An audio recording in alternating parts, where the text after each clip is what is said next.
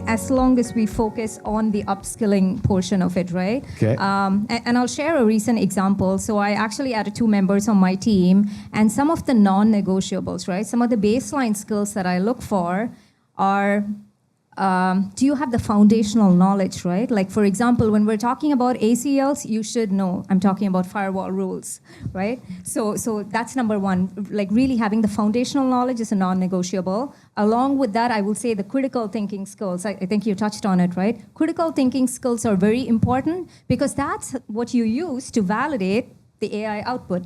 And the third one is be good at prompt engineering, right? Because we've got to be up to date with respect to, using AI as well.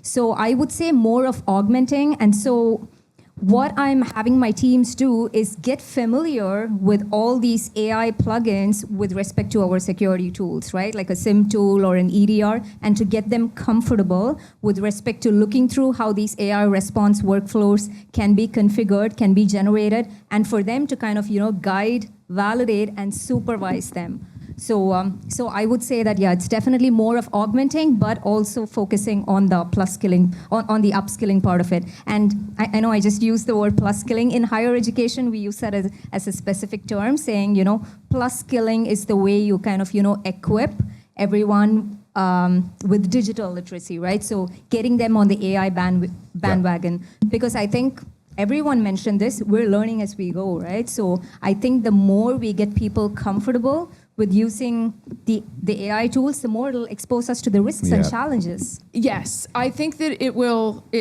ultimately augment. So I use the term upskill, so similar to your plus skill. Is that what you said? Okay. So similar to that. So when you think about the traditional role of a SOC analyst, they're a responder, right? They're a first responder. They're that first line of defense. They're seeing what's happening on the blinky screens, the blinky lights, and responding. They now go from being a responder to being more of an investigator, right? They get a little bit more information in their hands to go investigate.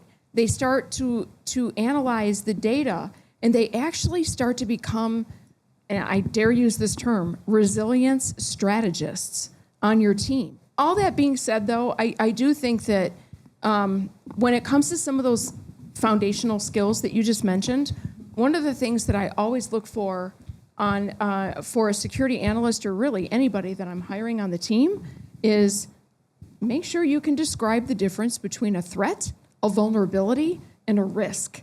Yeah. And you have no idea how people think that those are all three the same thing. Same thing, yeah. But when it comes to the usage of AI, you do have to make sure that you can understand or at least question the outputs of AI.